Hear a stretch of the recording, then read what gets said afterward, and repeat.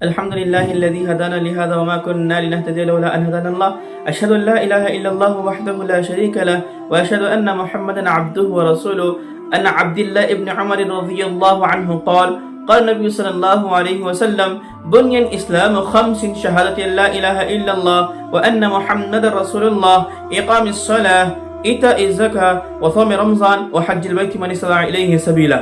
اس حدیث کے راوی حضرت عبداللہ ابن عمر رضی اللہ عنہ ہے، بیان کرتے ہیں اللہ کے رسول صلی اللہ علیہ وسلم نے ارشاد فرمایا اسلام کی بنیاد 5 چیزوں پر ہے. اس کے اندر جو سب سے پہلی جو چیز ملتی ہے زبان سے کلمہ شہادت ادا کرنا ہے. لہذا مسلمانوں جب ایک بندہ، ایک عورت، ایک مرد زبان سے کلمہ شہادت اگر ادا کرتے ہیں تو آئیے دیکھتے ہیں کلمہ شہادت کے اندر ہمیں کیا کیا چیز دیکھنے کو ملتی ہے. سب سے پہلے اشہد ان لا الہ الا اللہ وحدہ لا شریک لہ، میں گواہی دیتا ہوں. ایک مسلمان کے لیے ضروری ہے جو یہ اسلام کے 5 بنیاد ہے، یہ تمام کے تمام چیزیں ان لوگوں کے اندر رہنی چاہیے.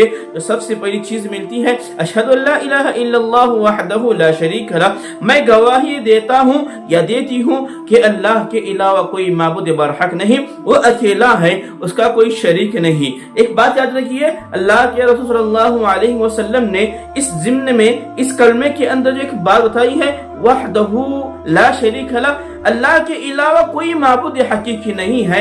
عبادت کس کی کرنی ہے؟ عبادت صرف پروردگار عالم کی کرنی ہے. عبادت کس کی کرنی ہے؟ جناب محمد رسول اللہ صلی اللہ علیہ وسلم کے رب کی.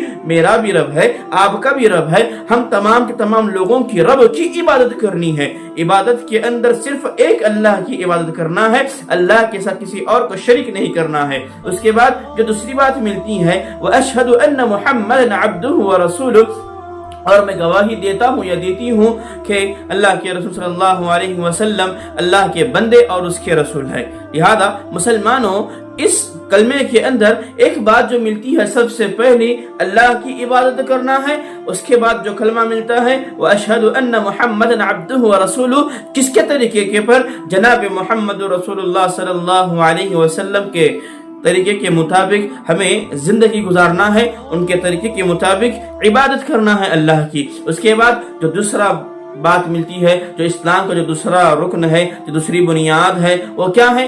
نماز کی پابندی. اللہ رب العالمین نے قرآن المقدس کے اندر جگہ جگہ پر نماز کے تعلق سے ارشاد فرمایا ہے. لہذا ایک بندہ مومن کے لیے ضروری ہے، خواتین ملت کے لیے ضروری ہے، جب آپ نمازوں کی پابندی کرنے لگتے ہیں تو اللہ رب العالمین جب میدان محشر کے اندر آپ پہنچیں گے تو سب سے پہلے جس چیز کے تعلق سے سوال ہوگا قیامت کے دن نماز ہی کے تعلق سے سوال ہوگا. اور اس کے بعد جو تیسری چیز ملتی ہے وہ ایتاء الزکاۃ.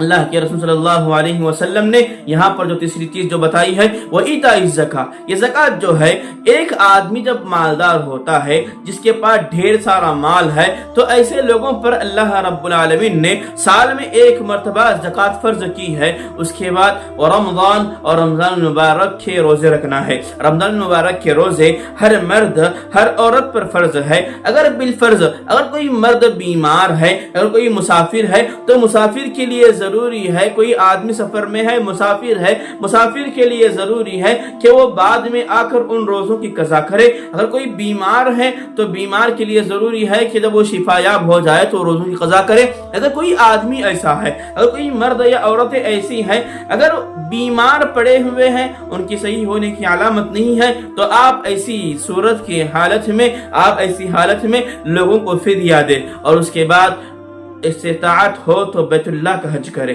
اگر انسان کے پاس ڈھیر سارا مال ہے، اللہ رب العالمین نے اسے مال سے نوازا ہے، تو ایسے لوگوں کے لیے ضروری ہے سال میں ایک مرتبہ یا زندگی میں ایک مرتبہ کم از کم اللہ کے گھر کا حج کرے. لہذا اگر کسی مسلمان کے اندر یہ 5 چیزیں پائی جاتی ہیں تو وہ کامل ایمان والے ہوتے ہیں. اس کے اندر جو 3 چیزیں ہیں، 3 چیزیں ہر کوئی ادا کر سکتا ہے. سب سے پہلی جو چیز ملتی ہے کلمہ شہادت، دوسرے نمبر پر جو ملتی ہے، دوسرے نمبر پر جو چیز ملتی ہے وہ نماز کی پابندی، اور تیسرے نمبر پر جو چیز ملتی ہے ماہ رمضان مبارک کے روزے. یہ 3 چیزیں آسان ہے. رہا مسئلہ زکوٰۃ اور حج کا، جس کے پاس مال ہوگا تو حج کرے گا، جس کے پاس پاس ڈھیر سارا مال ہے تو اللہ رب العالمین نے سال میں ایک مرتبہ اس کے اوپر زکوٰۃ فرض کیا ہے. یہ متفقن کی روایت ہے، یعنی بخاری اور مسلم کی روایت ہے. لہذا ایمان والو بتانا مقصد یہی ہے، جب تک اس سرزمین پر ہماری حیات باقی ہے، جب تک اس دنیا کے اندر ہماری زندگی باقی ہے، اس زندگی کو انمول جانتے ہوئے اللہ اور اس کے رسول صلی اللہ علیہ وسلم کے احکامات اور تعلیمات کے مطابق زندگی گزارنے کی کوشش کرے. اسی کے اندر ہماری کامیابی ہے، بھلائی ہے. آخر میں رب کعبہ سے دعا ہے اللہ رب العالمین جب تک اس دنیا کے اندر زندہ رکھے، ایمان کی حالت میں زندہ رکھے. جب ہمارا خاتمہ ہو تو جناب محمد رسول اللہ صلی اللہ علیہ وسلم کے کلمے کے مطابق ہو. آمین. وما علینا الا البلاغ المبین. السلام علیکم ورحمۃ اللہ وبرکاتہ.